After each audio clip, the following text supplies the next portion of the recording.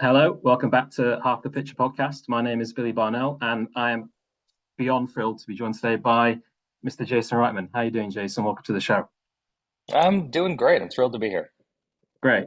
So, if I thought we'd start by going back, if we can, for the mists of time, back to your first film. Thank you for smoking, because that film's going to be 20 years old next year, and I thought, it's as good a place to start as any. Oh, Yeah, so man alive. You gotta level me with that right from the get-go. I'm so sorry. I'm so sorry. Just bear with me. Bear with me. Well, All right. it'll be okay. It'll be okay. I promise. So yeah, I mean, going back to your first film, I mean, you were, when I was rewatching it and researching it, I was amazed to discover I guess, how young you were when you made it. You were 27. You were younger than me, and as I was watching it again, the what came off to me the most revisiting it is just the style, how exuberant that film is. It's so, I guess, it feels so youthful. It's such an exuberant film. The style is so kinetic and visual, and there's freeze frames, and there's a sort of brash first person narrator, and split screen and stock footage montages, and all this stuff. Yeah. It felt like you were sort of like wanting to shove everything you loved about movies into a movie. Few people on this planet know what it is to be truly despised. Can you blame them? I earn a living fronting an organization that kills 1,200 human beings a day. 1,200 people. We're talking 2 jumbo jet plane loads of men, women, and children. I mean, there's Attila, Genghis, and me, Nick Naylor, the face of cigarettes. Did you feel exuberant when you were making it? When you were sort of feeling like, did you feel like you wanted to sort of just kind of shove everything you loved about movies and making movies into a movie, like stylistically? I mean, was that how it felt at the time, or is that like in retrospect how you Uh, feel about the film? I am as guilty as so many first-time directors of wanting to do everything in one film. And when I look back at Thank You for Smoking, that's exactly what I see. I see someone who is so excited to be making a movie and wants to try everything. And you can see how many directors that I admire in that one film because there's a lot of people I'm trying to emulate. Hmm. Yeah, I really feel a lot of that sort of Scorsese-esque sort of energy and that sort of that rush of just of playing with all those different formats and montages and techniques and things like that. I mean, is that an exuberance that you still feel when you're making movies? Because having revisited your back catalogue recently, it does feel that way. It does feel like there is still that thrill of making of filmmaking in there throughout as a thread throughout all of them. I mean, I love the actual act of making movies. I love being on set. I love my crew. I love figuring out problems on set. I love old school solutions to new problems.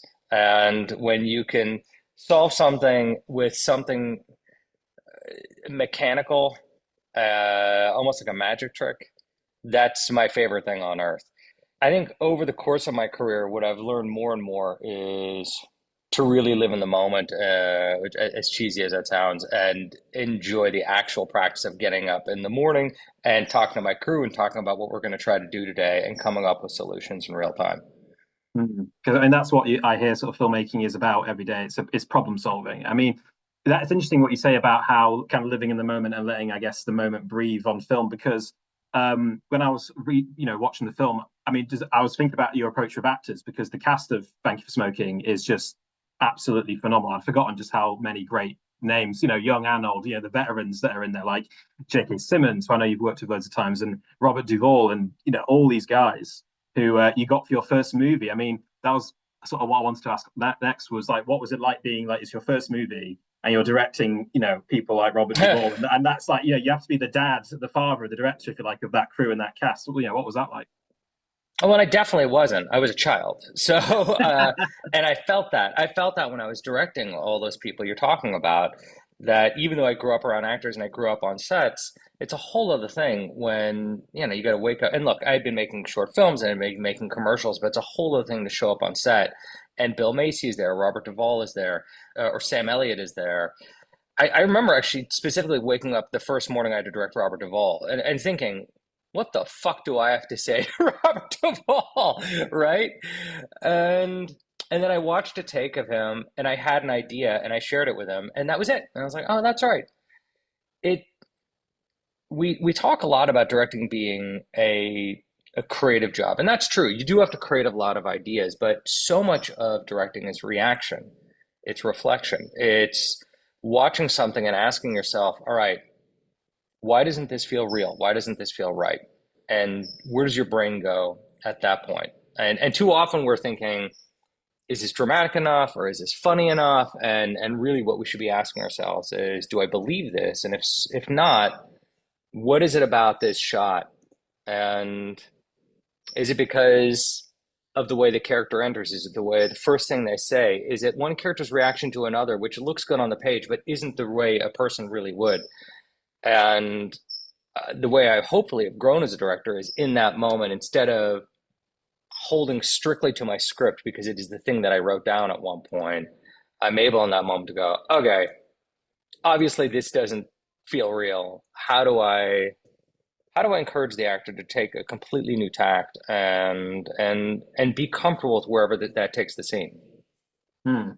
That's interesting because you the scripts for your films are so, just touching on that, the scripts for your films are so many of them are so iconic and they're so renowned for being full of, I mean, obviously incredibly quotable dialogue, but the characters are often they're so vividly realized. And when I was rewatching, particularly your films of Diablo Cody, who you've worked with 3 times on, you've directed 3 of her scripts, I was wondering on things like Juno or Tully, or even on something like Thank You for Smoking, like, do you improvise much with the actors? Do you allow for improv, or is it a fairly controlled, like, okay, this is the script, we're going to follow it to the letter, that this is how we're going to do it? Is that, well, what kind of way do you work on in that regard? It's so interesting that you asked that question because I think improv is one of these loaded words that can mean so many different things. I think one person, when they hear improv, they imagine that kind of Judd Apatow version where it's like, okay, just go, like just see where the scene takes you. If a line of dialogue goes left, just go left for 20 miles and see. And he comes up with brilliant things that way. And he has obviously a lot of confidence in his ability to keep all these different things going. I think the way that I like improv on my set is I think I know what a scene is supposed to be about. I know where it's supposed to go, start to finish. And I obviously love when an actor knows that too. And the kind of improvisation that I'm open to and I really thrive on is when an actor understands the idea of a line of dialogue and exactly what it's supposed to do, how it's supposed to hit the target, at what speed, what trajectory, and has a much better way of doing that. And certain people, like a guy like Patton Oswalt, as soon as he knows what the target is, he has 20 different ways of hitting it. And then I really trust that actor's ability to find a much more interesting or much more honest way to hit the target. But as long as improvisation doesn't mean, okay, the scene has a completely new destination or like a completely new target. Does that make sense? Yeah, absolutely. Yeah. So the structure of the bones of the scene are there, but you allow space to riff and be spontaneous as well. It sounds like you're looking for sort of spontaneity as much as you've got the idea of the scene already set in stone. Yeah, I Is that mean, fair? like one of my favorite versions of improvisation, frankly, is when if a line of dialogue reveals too much of what a character is feeling. I love a piece of improv that gets the same idea across but hides the feelings of the character more. That turns the character into a better liar.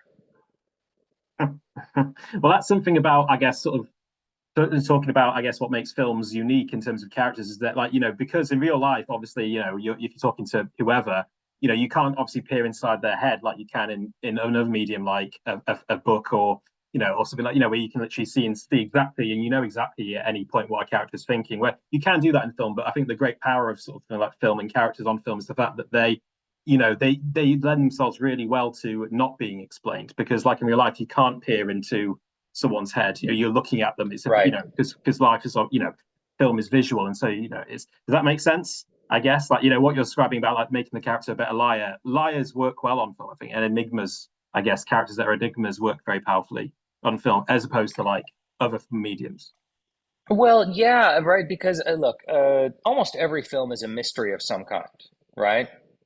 And it doesn't have to be a crime thriller in which you have to figure out who did it. There's always a mystery of where's this movie going to go? Where's the story going? Why is the filmmaker telling me this story? And what do these characters actually feel? And we thrive on our ability to kind of slowly solve that equation over the course of the movie. And I think some of the greatest aha moments of watching a movie is when you suddenly understand a character, perhaps even better than they understand themselves. And there's a real joy to that. Like, I think there is a kind of like, I see dead people kind of like, moment of just understanding what somebody wants and what they really mean when they say something. And I don't know, I find those moments kind of gorgeous. Well, there are so many of those in your films. I mean, that I think of like just off the top of my head. Like, I mean, I think of Young Adult or a film like that. I mean, Young Adult, which incidentally is my favorite of your films. I really love that film, and rewatching Thank you. it for this, my pleasure. No, the rewatching it for this interview was such a great experience, and the fact that I think exactly what you're talking about there is so concretized in Charlize Theron's character of Mavis, and things like that so many moments in that film where she's doing all the wrong things, she's saying all the wrong things, and you're watching her and you're thinking like, why, of course, if you could put that empathy, that empathetic sort of relationship between the viewer and the film is, if I was in that position, I would not do that, and that why are you doing that? And then at the end, where I guess spoiler alert if you haven't seen Young Adult, but that the final 10 minutes where she's talking to Patton Oswalt's sister, and she has learned something from that film, but she ignores it. I need to change, Sandra. No, you don't. What? You're the only person in Mercury who could write a book or wear a dress like that. I'm sure there's plenty of other people who could. Everyone here is fat and dumb. Don't say that. And you think so? Everyone wishes that they could be like you. Living in the big city, all famous and beautiful and all that. She does the easy thing, and she ignores it, which is actually I found so funny. This watch the fact that it's heartbreaking, but it's also so funny and truthful. The fact that she has gone back to try and sort of salvage, the last great time in her life, and then she finds that she can't, and it's poison. That chalice is poison, and then she decides I'm out of here, and then but what she's going back to is hardly better than what she thinks she's leaving. So and I just found that so funny. I mean, I think Diablo is a brilliant writer on all fronts, but particularly at self-deceiving characters. And one of her greatest gifts is building these broken mirrors that reflect the ugliest parts of our personality. And the joy of reading her work and the joy of hopefully watching one of her movies is seeing yourself in it, recognizing parts of the characters that you're embarrassed to look at and see in yourself. And are you willing as an audience member to let go of your shame for a moment and see these qualities that are really hard to look at sometimes? In the same way that I think Fleabag or like Baby Reindeer, I think had do so brilliantly. But Diablo has a way. Every time I read one of her scripts, I see myself in these characters, and I see perhaps the things that I want to hide the most, and then instinctually I want to like pull the covers off them and put them on screen. And that is a thread I think that goes through so many of the films, not just the ones of Diablo. I mean, like Up in the Air, Ryan Bingham, George Clooney in that film is such a similar case in terms of here's a spiky character who the acceptable handsome face of something that's very unpleasant and is ultimately left kind of in a similar position, I guess, to Mavis in Young Adult, where he's at a crossroads and he's learned something, but he's learned something by losing, I guess, an illusion of a love that he thought he had, and you're peeling back, you're unwrapping those. As a storyteller, you're unwrapping those layers of the onion of the character, and then putting them in a position which is not, I guess, conventional in terms of like a Hollywood movie or a mainstream movie where you expect everything to be wrapped up in a bow. And the great thing about so many of your films is that they're not wrapped up in a bow, and Right. you expected as an audience to have to sit up and think of it, and to sit with it and think, okay, well, what do you think about this? As a Right. it challenges your expectations, which yeah. There was a line I heard once about Milos Forman that I really loved. That I think he said it himself. He goes, "I villainized Mozart and I heroized Larry Flint," and I always thought like, what a goal, to see those two different human beings in such different lights. And I love stories in which a main character right from the get-go presents you an ethos that seems unthinkable, but does such a good job presenting it that as an audience member, you can't help but be like, okay, go on. Feel the weight of that bag. Make no mistake, your relationships are the heaviest components in your life. You feel the straps cutting into your shoulders, all those negotiations and arguments and secrets and compromises. You don't need to carry all that weight. Why don't you set that bag down? Some animals were meant to carry each other, to live symbiotically for a lifetime. Star-crossed lovers, monogamous swans. We are not those animals. The slower we move, the faster we die. We are not swans. We're sharks.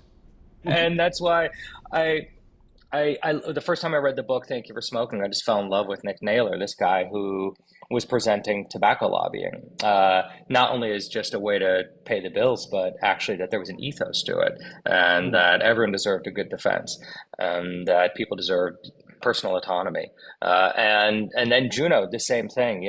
Diablo is presenting arguments about when we grow up. Can you grow up at 16, or do you never have to grow up? Which I think that movie really was about. First time I read Up in the Air, the book, this guy who fired people for a living, who's, presented an argument that life would be better lived alone. That's the truth of the situation, and that we've all bought in on this lie that we were supposed to fall into kind of harmonious partnerships that, weren't as harmonious as we thought. And then, of course, young adult, a woman whose goal in life is to break up a marriage and to time travel to the most caustic moment of her childhood. There's a real magic trick in trying to get people to fall alongside these flawed characters, and it makes me love them more than traditional heroes. Oh yeah, me too, because they're just more interesting and they're more real. I mean, you mentioned Juno there. I mean, I guess in terms of looking at your films in chronological order, I mean, we've jumped around and we've touched on Thank You for Smoking, but Juno, of course, was your second film, and I guess in many ways, one of your breakthrough films.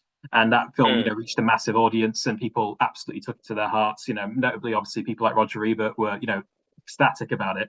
And I mean, I remember the first time where I was when I first watched that film, which is, how sort of, I guess, how much of an impact it had. And I guess as a film, it really did capture a spirit of the time. That's that late 2000s American indie sensibility, it seems to me, looking back at it, and it really crystallized that. I guess there were a couple of other films around that time, like, Little Miss Sunshine and those kinds of films, and even 500 Days of Summer, which I know your DP, Eric Steelberg, as well. But I guess looking back at it now, after sort of 16 years hence, sorry again, what's your relationship now with that film? What's your relationship now with the film? This time? I remember the moment that script came into my life. I remember literally standing in my doorway, having been just handed this script and starting to read it there, having just barely shut the door, and getting pretty deep into the script and realizing I was just still standing at my front door reading it. And I was just intoxicated by it. I had never read anything like it. I thought the dialogue was wholly original. And it had this thing that Diablo does brilliantly, but for some reason isn't as well known for. She's well known for her dialogue, but people never point to the fact that she's constantly surprising you with where her stories go. Characters surprise you, her plot twists surprise you, and the movie never ends up being about the thing you think it's going to be about. Yeah, I mean, what's funny about that movie is I went out for the job and I didn't get it. They hired somebody else, and I was writing Up in the Air at the time. I was really disappointed because I wasn't even actually considered. They met a lot of directors and they wouldn't even meet with me. And then they parted ways with that director, who is now one of my best friends. And they went back out on the lookout. And at that point, Thank You for Smoking had come out and was a relative hit. And I got a meeting, and I went up, at that time against 4 other directors, and that time I got the job.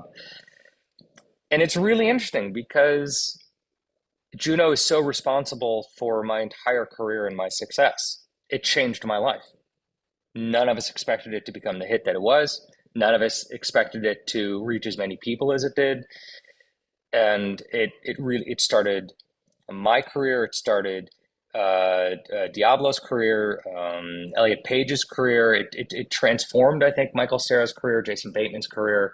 I think Kimya Dawson coming off of the Moldy Peaches, it changed her life. It did so much, and none of us expected it. We just thought we were making this little movie, it would play film festivals, and that would be it. So, one, look, you never know when it's going to happen. But two, you never know if that job you just got turned down for is actually the job that's going to come around and then change your life. Well, I mean, what's interesting, because revisiting the film, as I said, it sort of crystallizes that spirit of the time. It captures the time very well, but also it feels timeless in the sense that, like, because I know, so one of the things that I know you guys were asked about when the movie came out was, you know, the politics of the subject matter, because it could, you know, it is a subject matter that in different hands could have been spun very differently and gone in a much sort of more different, more, I guess, melodramatic, more politicized direction. Because of course, teen pregnancy and pregnancy in general is still such a, you know, a sensitive for a lot of people issue and a sort of, I guess a red button topic. Yeah.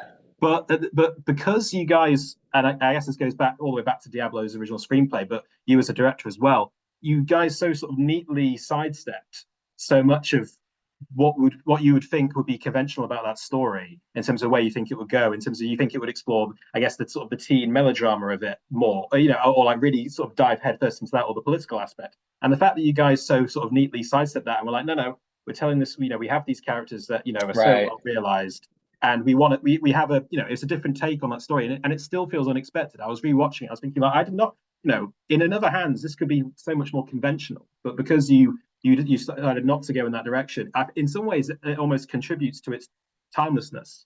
You know, the fact that it still holds up, even though it feels like a product of its time, but still feels timeless. Of course, that Right. is also down to how good the film is. But yeah, that was just My something that my was so father interesting. my father used to say, don't confuse your plot for your location.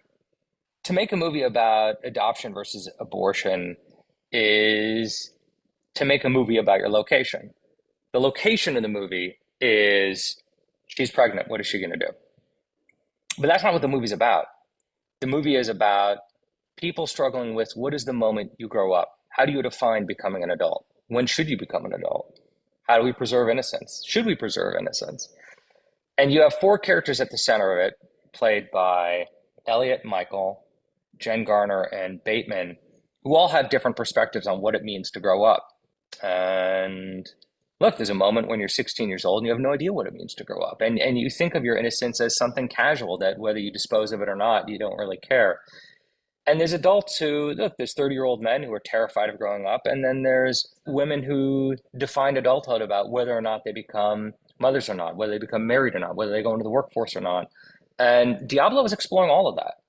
And I think when I look at my movies, I'm hopefully never getting too bogged down in my location. Thank You for Smoking is not about cigarettes. It could have taken place in the world of guns, alcohol. There's a million issues. It's a movie about personal choice. It's a movie about autonomy. You know, it's about how do you be a parent. You know, Up in the Air is certainly not about firing people. It's not about collecting air miles. Like, those are just locations. And so that's one thing I talk to young screenwriters all the time about is, are you actually just making a movie about your location? And or are you actually telling a story about people who happen to be in that location? I'm pregnant. Oh, God. Yeah, but I'm gonna give it up for adoption, and I already found the perfect couple. They're gonna pay for the medical expenses and everything, and what 30-year-odd weeks we can just pretend that this never happened. You're pregnant? I'm sorry.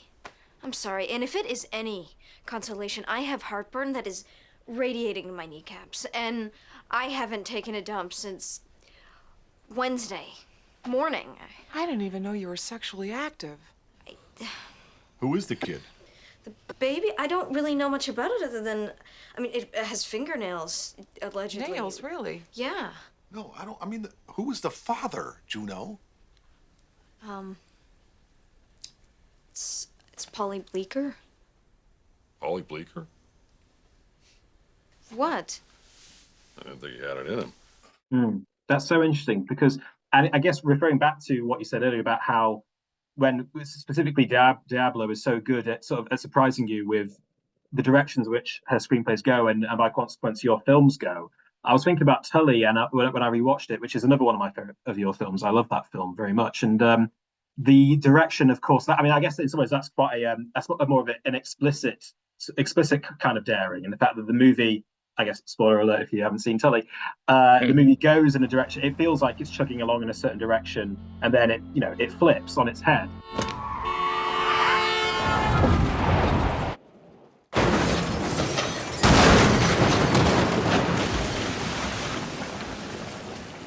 But in a way that feels genuinely quietly daring, and even though I'd already seen it again, I mean, I was still surprised by it.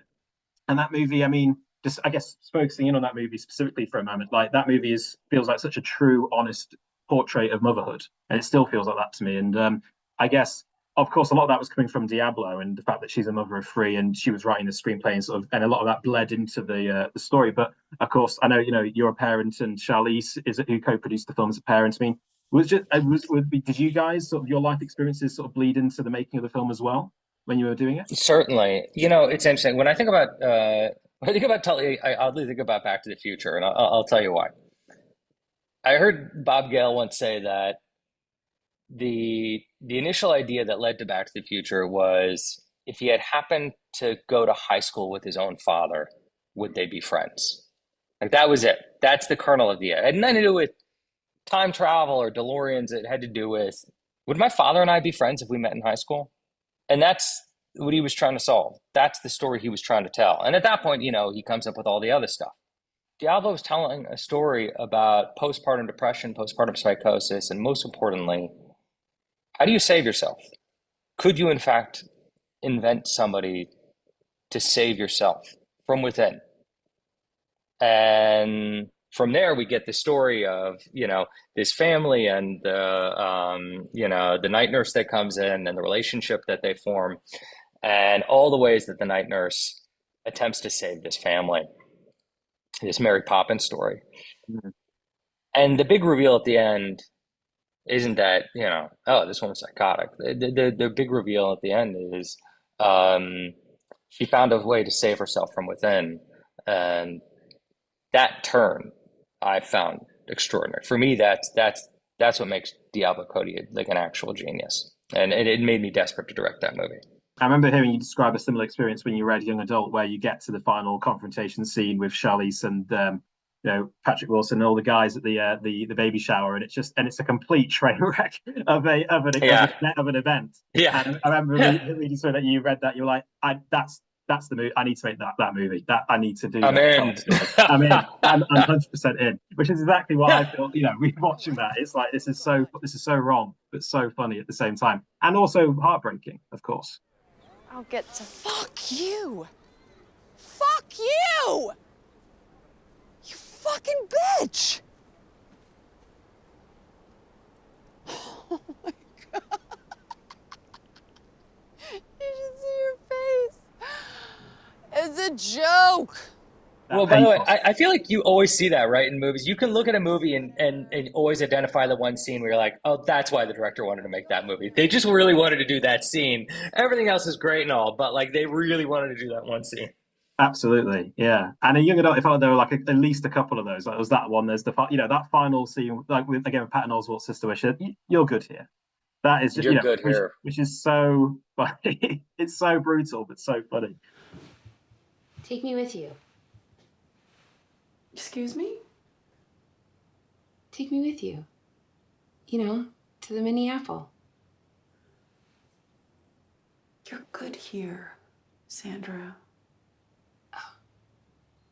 That line was actually written by Leanne Halfon, the producer on the movie. We were talking about that moment and what it meant. And she just said out of nowhere, "You're good here." I was like, oh, that's it. That's the line. Fantastic. I mean, so I guess, touching back on something like on Up in the Air for a moment, because and actually this is something that applies to a lot of your films, because one thing that you that you're known for as a filmmaker is that you like to adapt novels. You know, several of your films, Yeah. like Up in the Air, Thank You for Smoking, and Men, Women, and Children, and Labor Day. These are films Always stand on the shoulders of giants. well, I was going to say, like, what is it about that process that you enjoy? Because do you find like having a good launching pad of like you've got a book which is, I guess, a robust foundation for a story, and you can see it in your head when you read it. Okay, I can see the film of this in my head. Is that part of the reason why you enjoy adaptation and return to it a lot? You know, so much. You know, do you like it as a launching pad so that as for your own creativity as a director? Yeah, I find that just like every other person walking this planet, there's just things I'm chewing on that are echoing through my brain that I can't solve. And we all have those 2 or 3 things that we're all working on constantly in our brains, and we're trying to figure out about our own existence, about our own shame, about our own regrets, as we try to figure out the world, either whether it's inside or outside. And then you find something that where someone has articulated it well better than you have, way better than you have. And that's what happens. I find a book like Thank You for Smoking that's talking about personal choice. And I grew up in the 1990s where I felt like everyone was telling me what to think and what to do, or like Up in the Air, where this guy had kind of devoted his life to the accumulation of meaningless things and was questioning what the purpose of it all was anyway. Like Young Adult, that, you know, mirrored all the things I did not like about myself, and I didn't know what shelf to put them all on. And am I just a horrible human being, or am I a guy who just hasn't figured it out yet? And then it becomes this kind of co-writing process where I'm trying to do something autobiographical. Even this Saturday Night Live movie that I just finished, I feel like I'm writing an autobiography while authentically telling the story of the dozens of people who created the first episode of SNL. It's interesting that you mentioned SNL 1975, because I wanted to ask about that in relation to men, women, and children, actually, because watching that film, I was actually kind of shocked by how many amazing future stars you got for that film. I mean, at the time, I guess, were really just starting out their careers, like Ansel Elgort, Caitlin Dever. I mean, Timothée Chalamet, who had never done a film before, is in your movie and is now obviously one of the biggest, young stars of the day. And I guess when it comes to a film like Men, Women, and Children or SNL 1975, which I know you've cast a lot of great young actors like Rachel Sennett, who's fantastic, and Cooper Hoffman, who's brilliant. Like, do you like to keep an ear to the ground when it comes to finding like new and exciting upcoming actors and talent? Is that something that you sort of make a concerted effort to do? I mean, certainly, but more than anything, I work with brilliant casting directors, and whether it was the Mindy Marin, who I worked through at my first film, Suzanne Smith, and then I've done a bunch of movies now with John Papsadera, who's been extraordinary about revealing new talent to me, and constantly saying, "Hey, you got to see this new person," and it's a joy. It's obviously a joy because look, there's one side of directing where it's a thrill to work with someone that you're already a fan of a dozen of their movies, and you know a lot of their moves, and you're excited to see them use their moves with your film, your dialogue. But it's a whole other thing to be completely surprised, to watch someone you know nothing about, who you're still watching them figure out the machinery internally and take all these moves that they use in their real life and applying them to screen for the first time. And it creates a really interesting conversation about who they are, who they want to be as actors, how they want to be portrayed. Do they have a process? What is the process? Are they trying different? Ansel and Timothy were both figuring out what kind of process they wanted to have as actors as we were working on Men, Women, and Children. And I saw them try different things throughout it. And there's a sense of play to them because they haven't been scared out of certain angles. They haven't been scared out of trying things that haven't been let down by other films or filmmakers. So there's a certain fearlessness because they're just so thrilled to be on the screen.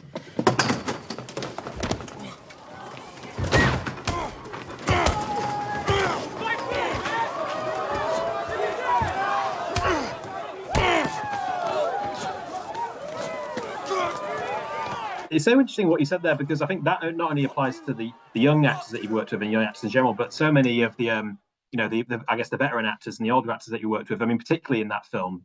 I mean, Adam Sandler, who delivers such an interesting performance in that film, especially if you look at the context of his career at that time. Like, he had done, I guess, Funny People by that point, and obviously, of course, Punch Drunk Love, which actually, I mean, out of shot here, I have a framed Punch Drunk Love poster. I'm a huge fan of that film. It's one of the best. It's just literally one of the best movies of all time. It's fantastic. Yeah. Fabulous, isn't it? And he is so, such a brilliant study of just restraint and fear in that film. And when I was watching when we were children, I did think, I was thinking back to things like Barry Egan and Punch Drunk Love, and that scene near the end of his wife where he's so quiet in that film. I don't know, Helen. That's just it. What's just it? Well, we could sit here and tell each other everything we've ever done, everything we've ever thought. It might take a while. But yeah, we could clear everything up and go to sleep tonight with some pretty vivid pictures in our heads.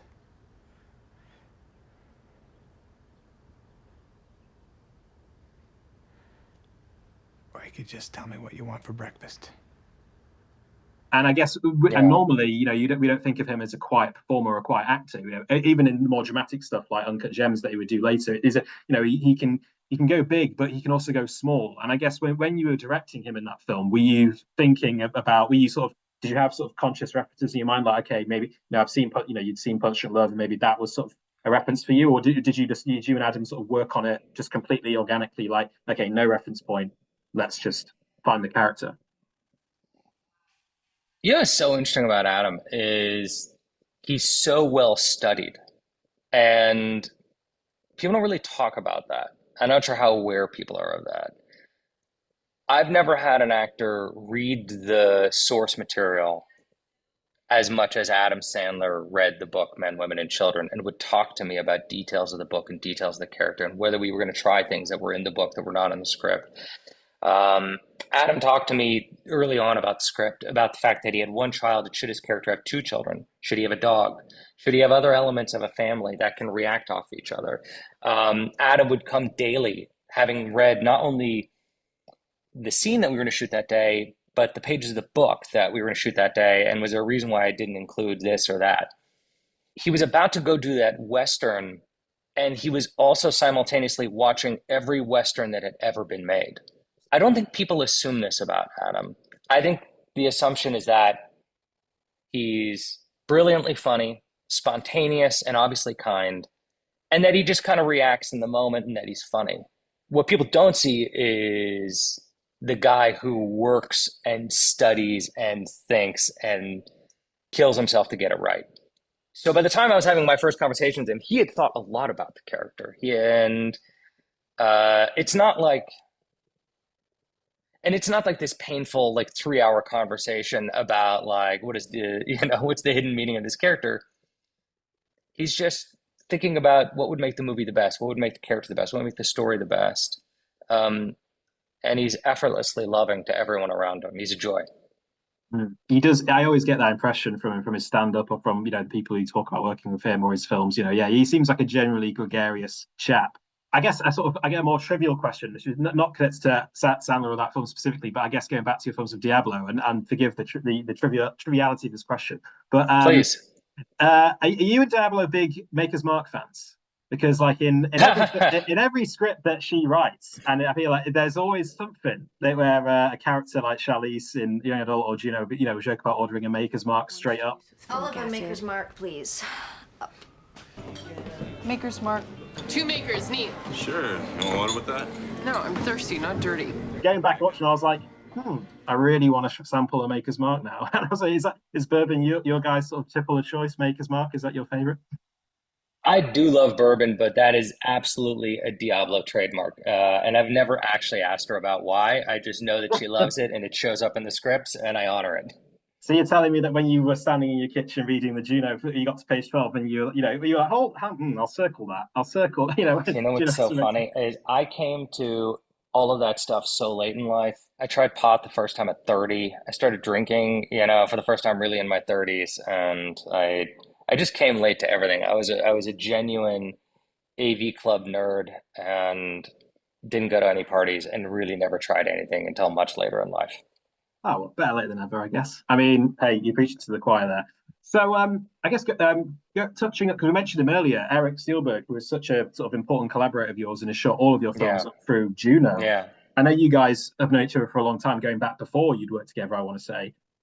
And your films with him have such a specific and sort of tactile look. I mean, I know you guys like to use sort of wide lenses, like 16:9 aspect ratio, and there's a great sense of warmth and light to the palettes that you guys create. I mean, I guess classically, I think of sort of the autumnal colors of something like Juno, or in Tully, the scenes with the where Charlize is spending time with her son or her daughter doing the karaoke scene, and there's the golden sunlight coming through the window. Or even in something like the Front Runner, which is a very different kind of color palette and is much steelier and much more minimal. And same with Young Adult, that film feels very sort of minimalistic and stripped down and stripped back and cooler. It's and I guess just wanted to ask, like, what is it about Eric that makes it such a special collaboration for you with him, and what are the Right. conversations you guys have when you create the looks of your films? Yeah, it's really interesting. When I think about the strength of our relationship, and Eric and I have known each other since we were both 15 years old. We had to be dropped off at our first short film that we worked on together. It actually has nothing to do with lenses or camera system or film grain or color palette. It has everything to do with the strength of our relationship and our bond as storytellers. That's what we talk about. That's what we talk about the most. And we try to create a kind of collection of imagery that feels true to the story that we're telling. So as we approach a movie, we begin to watch other films together. We'll sit here at my house and we'll just put on movies, and we'll freeze frame and we'll talk about certain shots and what's working, what isn't. And a lot of it is, oh, the hair is great there, or the production design is great there. A great question is always like, do I like how this looks, or is the production design just good? And we'll talk about that, because the lighting can be really clean and it's just the production design is really what's giving its look. But we try to come up with some simple truths about how the film is going to look, and then we try to hold each other to them throughout the process. And you're right, Young Adult had a very cool Scandinavian look almost. Like our messaging to each other was always like, let's make it more Swedish. And then on Frontrunner, and this new Saturday night film, it's really Michael Ritchie. It's really The Candidate. And these movies from the early 70s that felt hyper real. You feel the grain. You can almost feel the camera on someone's shoulder. There's a likeness to it that makes it that. It never feels smooth. It never feels like it's on tracks. All we're always talking about is, how does the lens reflect what's happening in the story? And it's funny because, in between Frontrunner and SNL, we did a Ghostbusters movie that really, was meant to look like an Amblin movie. Eric went off and shot Ahsoka in the Star Wars universe in the volume. Eric can do anything. I mean, the man's just like genuinely brilliant. He's a pilot. He can he's the guy who can screw taking apart a toaster. He could probably take apart a nuclear warhead and put it back together. And I envy his brilliance, and I lean on it all the time. But our storytelling partnership, our bond, our brotherhood comes from the love of telling a story first, and then we get into all the other shit. Yeah, is that storytelling ability that you guys have. I mean, you guys obviously have a shorthand, and it was interesting when I was revisiting your films, the trajectory, I guess, of the filmmaking. It did feel, and you've made, I believe it's 9 films at this point, and the confidence. I mean, because you mentioned the Front Runner, the confidence that I saw that developed over the course of those films. Like, you get something, so by the time you get to something like the Front Runner and Tully, which both came out the same year, which, by the way, that sounded like a hella busy period to be those 2 movies. It was a great time.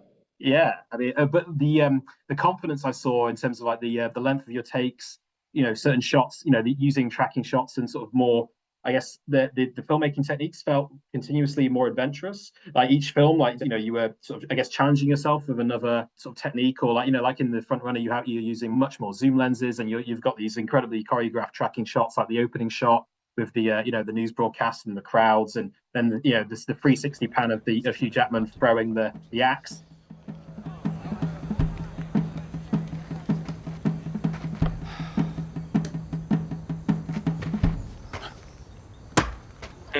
And all that stuff, and the choreography of that, that you and Eric are obviously having to work out with the crew and the cast, and then going up through to Ghostbusters, where you're directing, you're a spectacle blockbuster. You're directing a blockbuster, which of course I know was new ground for you. I mean, did you feel a kind of that was a culmination of did you feel from film to film a growing confidence in your abilities as a storyteller? You know how it oddly reflects itself is weirdly. I'm gonna use a weird metaphor for a second. It's like taking Winnebago trips.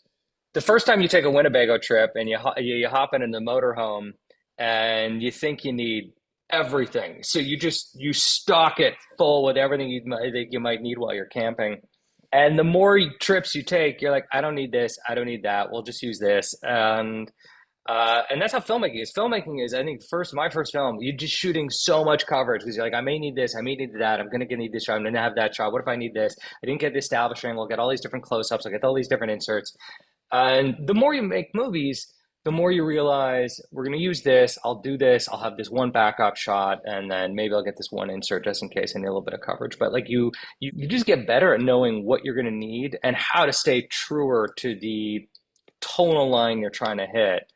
And as a result, you should be able to shoot faster, and you just don't have to put as much in the Winnebago. I mean, speaking of Ghostbusters on that subject, I mean, because of course up to that point, I think that's fair to say that was the biggest movie in terms of scale, I guess, in terms of sheer scale. Yeah. Not necessarily in terms of personal scale, but I guess technical scale that you had attempted. Yeah. And you pulled it off, and the film came together, and it was people really liked that film, and I've heard incredibly emotional responses to that film and the soul of it, especially with Harold Ramis and the continuation, the handing of the baton through to the next generation of the characters, and I mean, having successfully made an emotional blockbuster that still felt like one of your films. I mean, do you think that's something now that is that a sort of form of filmmaking that you'd go back to ever in the future? Do you think you'd rather return to the more intimate, smaller, independent roots and style that you, I guess, up to that point had been making films in? It's really interesting, right? Like when I think of Afterlife, I oddly don't think of it as a spectacle. Because what I think about is this personal story I wanted to tell that I obviously had many personal reasons to tell. I think of a family finding an abandoned farm and everything they discover there and the personal journey that they're on as they discover the mysteries of their past and try to become a complete family again. And what it was like to tell the story of the passing of a baton with my father sitting next to me the whole time. That was the experience. I don't know how I could replicate that, whether it was in the Marvel universe or the DC universe or, any universe. I'm sure there's another personal story out there that I want to tell that requires a big budget and large sets and has, 1,000 visual effects shots. It's intimidating. The idea of a movie having to make that kind of money back is always scary. But there was never a part of me that said, it's time to tell a big story.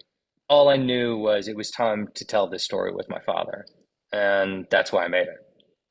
Well, I think that is something that you do capture in your films, the sense of emotional truth. And I mean, something that which is so impressive, but also the fact that that you plead to that as a standard as a filmmaker, but also the fact that you challenge yourself as a filmmaker. I mean, in terms of, because if you look back at the films that you've made, the stories, so many of those films, they don't clash at all, but like they're so different. Each one tends to, it's not like I don't feel you're a filmmaker who has ever really repeated himself. And I think of something like Labor Day, and then followed by Men, Women, and Children, or preceded by Young Adults. And it's like there's no, there's almost no comparison to be made. But you're a filmmaker who is continuously, I feel that seems to have, you've tried to challenge yourself as a storyteller. You're not it doesn't seem to me that you're satisfied of just falling back on the old sort of, I guess, playing the old riffs, playing the hits in terms of I know this will work. Like something like Labor Day, which was such a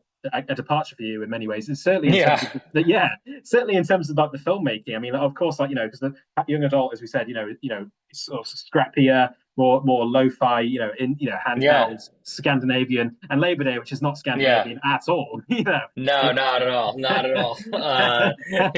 I mean, Desperately attempting to do Terrence Malick and failing. I mean, it's we grow up, that's just it. We grow up, we change, we evolve, and different questions gnaw at the back of our brains. And so I find I'm attracted to different new stories because I got new questions that are burrowing away.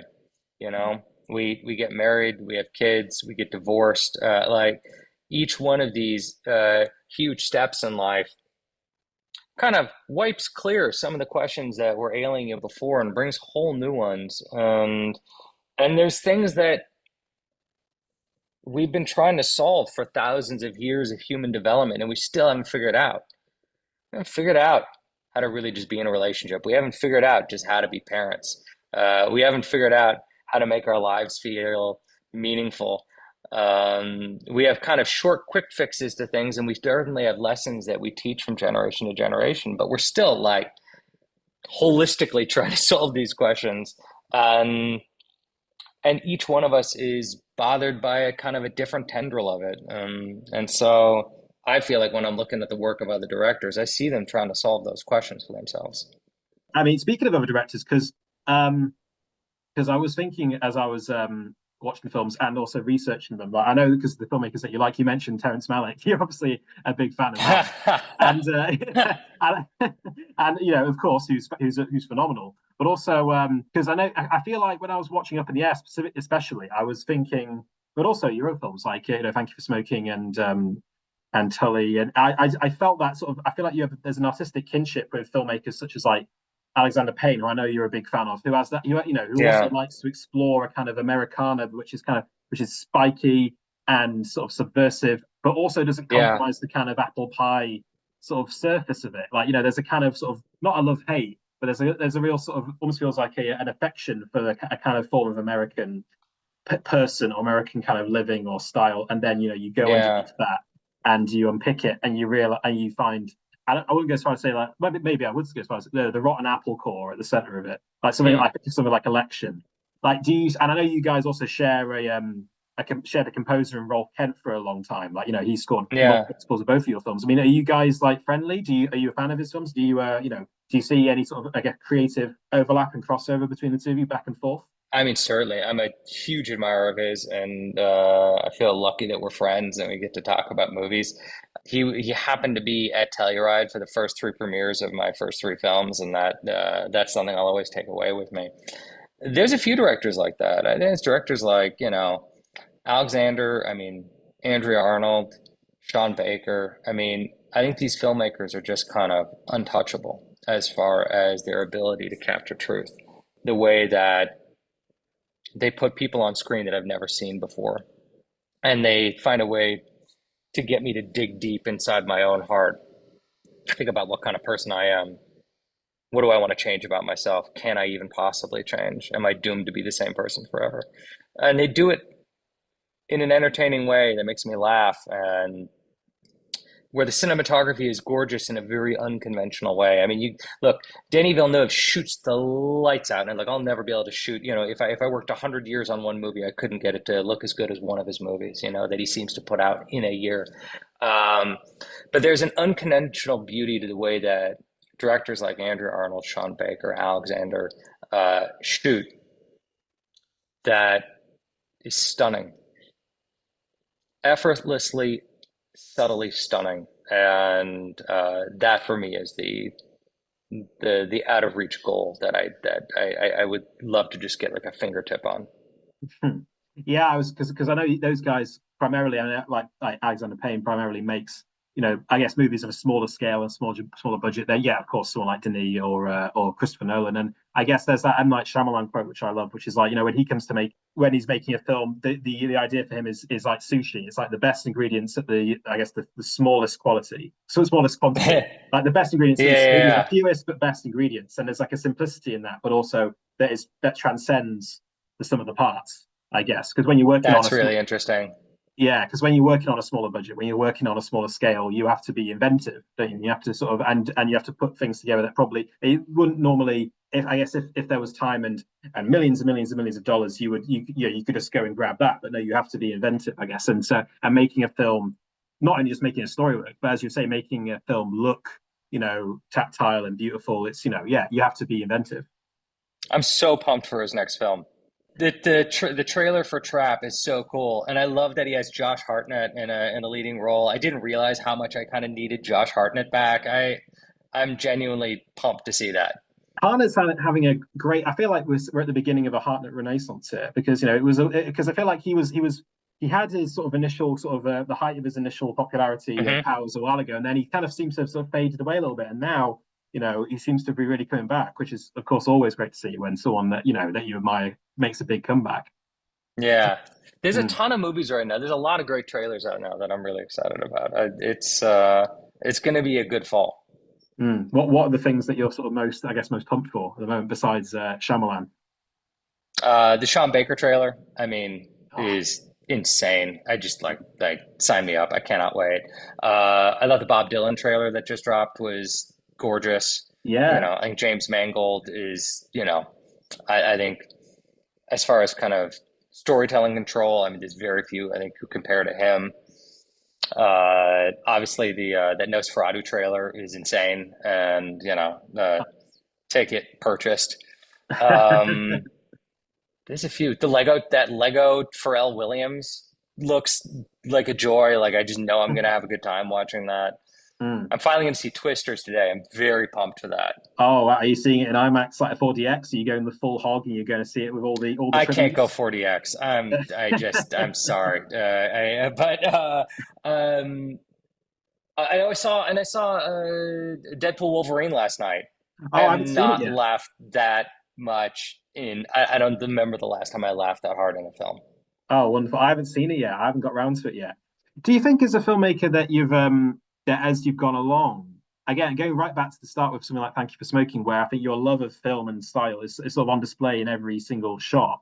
And then as you sort of have got, do you think as you've gone along, you've sort of, I guess maybe this is due to confidence, or maybe just in terms of your own personal sort of taste when it comes to making film, but do you feel like you've become more invisible? I hope so. Well, when I was watching Young Adult, which was when I was really noticing this particularly, was the fact that it felt so much like the directing was invisible. It felt like almost like you were taking a step back, and what you wanted to do instead was just let the characters and the actors guide the story and guide the filmmaking. I guess in some ways guide you, and that felt like something that sort of again developed, and like that came out 1,000%. As you 1,000%, and that's been a big goal of mine over the last 2 decades. Is how do I become invisible as a filmmaker? How do you feel my hand less and less? For so many reasons. One, I think there's kind of a certain vanity to a filmmaking that says, look at me. But also, filmmaking is a magic trick of trying to get someone to emotionally feel something they otherwise wouldn't feel, and at the most surprising moment. And the more you feel the director's hand, the more you know, oh, I'm being manipulated. The less you feel the director's hand. And this is when I point to someone like Andrea Arnold, whose hand seems so invisible, and yet she's getting you to feel all these complex things. That for me is exhilarating, or even like Richard Linklater with that Before series, Before Sunrise, Before Sunset and Midnight. His hand becomes more and more invisible, and yet he gets you to feel more and more. I thought it was ironic though that sort of sense, I guess, of sort of more restrained, invisible directing that felt kind of like a development and maturity, if you like. But it is ironic that happened on a film on like Young Adult, which is all about stunted growth and all about not being mature and not being able to let go of the past. And yet it felt like a real maturity, I guess, as well. Also with Diablo and her writing and her storytelling, that it felt like you guys were really not only flexing your muscles, but really sort of growing beyond what you had done, which is so exciting to see as a viewer as well. If you're consuming whatever it is you're consuming, whether it's film or music, you want the artists that you like and the storytellers you like to see them, change and grow, and which is what I did, which is what I felt. It happens with watching more too, right? If you asked me when I was 13, what's the most brilliant movie ever made, I'd probably say Die Hard, and it's still in my top, 20 probably. But right around the time of young adult, I would probably give you a full monologue on why Lucas Moodysson is a god living on Earth. So it's just you evolve as you watch new things, and I wasn't someone who had watched every movie ever made at the age of 16. Like I think much like, drinking alcohol, it came to me slowly. And through different chapters of my life, I have gotten to fall in love with different, parts of cinema. And there's places that I really still haven't even cracked the surface on. So I've watching movies has been like a lifelong journey for me. Same. I mean, like the thing with film is that of course there's always going to be more to watch. There's never like it's like a swimming pool where you can't really touch the bottom of it unless maybe you're Martin Scorsese and you've watched every film. Well, every film pre 1980 it seems, but like right. Like I think he's like the one guy who maybe who's coming up on well, Quentin and of course. Edgar Wright and Eli Roth are probably all giving him a run for his money. I always presume that those guys have seen literally everything that's ever been made and have an encyclopedic knowledge of every shot that's in all those films. I look, I'm definitely I'm a slower watcher. I come to it later, and I have a horrible memory. So in a weird way, the ideas end up kind of sticking to somewhere deep in my subconscious, and they pop up at unexpected moments. You say you have a terrible memory. I mean, are you on Letterboxd? Do you use Letterboxd as like a sort of do you log it? Do you log films on there? Like, is that something that just to? I've started to try to log everything I've ever seen, and it's a wild process. And by the way, I'm not sure if this happens to you, and maybe not because you're younger. Every once in a while, I'm like, have I seen that? Like, there's these moments where particularly in movies that came out like in the 90s, early 2000s, where I was watching, God knows how many movies a day, where I'm pretty sure I saw that horror film that came out for a week, that I did, maybe, I don't know. Yeah, no, I have the exact same thing. And sometimes, occasionally, I will, I will cheat because I'll have watched the movie when I was like 6 years old, just happened to be on television. And then I'll find it on Letterboxd. Yeah. And I'm like, I think that counts. Yeah. I guess now having obviously done your last film was Ghostbusters Afterlife, which was a success, and it's and people really took it to their hearts, and then it obviously spawned Frozen Empire, and you and Gil have really. Those two films back to back, it really, it came together and you pulled it off. I mean, and now your next film is SNL 1975. Did it feel a bit like, okay, we've done Afterlife? That's almost, I know that that was a personal story for you that you want to tell you and your dad, but did it also feel a little bit like, okay, that's one for them, and now I get to make SNL 1975, which I know you co-wrote with Gil. I mean, was that sort of like a passion project that you guys were really keen on telling as well? Absolutely. I've wanted to tell the story for a long time. It's something that's been like kicking away in my brain. And I felt like after Ghostbusters, I had earned it. And I wanted to tell the story, but only if we could do it at the highest level, which included rebuilding the entire 8th and 9th floor of Rockefeller Center in 1975, having 80 speaking roles, oftentimes 40 on the same day, all mic'd simultaneously. It was a very complicated endeavor and not easy to pull off, and required the support of a real studio. And after Ghostbusters, Sony really stepped up, and they got the vision and they went for it. And we went down to Atlanta and built something that was extraordinary. It was an amazing shoot. It sounds like it was, so an ambitious shoot then. I mean, was that something that you felt like more after Ghostbusters? And obviously, you've got all the spectacle of Ghostbusters and mounting that production. Like now, you're recreating a period, which I know you've done before with things like Labor Day and Thank You for Smoking is set, is set before, when it came out. Honestly, I made this movie called The Front Runner that was about the 1988 presidential election. And that was probably the best education in how to do one of these movies, about how to make something feel hyper real, to portray a large group of people where you're not going to get proper intros to every single person, but you just are kind of tossed into an environment and have to understand everything that's happening around you in real time. And a movie where you're not going to understand everything that's going to be happening. Some things are going to fly by you, but that's what it feels like to be in, the belly of the beast. And, you've been on a film set, you know what it's like. There's 100 people moving in different directions. You couldn't possibly say what they're all doing, but they all have a common goal. And I've been at SNL, I got to do a guest writing job there for a week back in 2010. And it was one of the greatest weeks of my life. And I think ever since then, I wanted to make a film that captured the energy of 90 minutes to showtime. I guess another question is, because I know you and J.K. And I'm sorry, so this will have to be the last one, and I'm going to hop off. Yeah, of course, no worries. I guess quickly then, because I know J.K. Simmons and you have a real, you guys work together. I think he's been in every single film you've made, I want to say. You guys in one way or another, yeah. In one way, either over the phone or every, he's exactly. in front of the camera. Is he coming back for SNL 75? Is he there? Is he in the mix? Oh, yeah, absolutely. He plays Milton Berle, and he's absolutely brilliant. There's literally no one who could have done it as well as he did. I was really lucky that I met J.K. back on Thank You for Smoking. And it felt like someone who just understood my sense of humor, understood my voice, and felt like family in many ways. I look at scripts and books thinking, okay, who's J.K. going to play? And when I met Damien Chazelle and we started talking about Whiplash, I think maybe the only thing that I did on that film was say, oh, it's got to be J.K. Simmons. And I made that phone call. And otherwise, I'm just lucky to have my name on it, frankly. I adore J.K. and I hope he's in every movie I ever make. So what you're saying is that you're on some level responsible for his Oscar win, having made that call to get him in that movie, I guess. No. That is 100% the result of J.K. and Damien's brilliance. But sometimes, you get to be close to these things. That I know you're kidding around, but it feels really special to be close to that kind of talent at the moment where they're making something that's just lights out. That's an all-timer.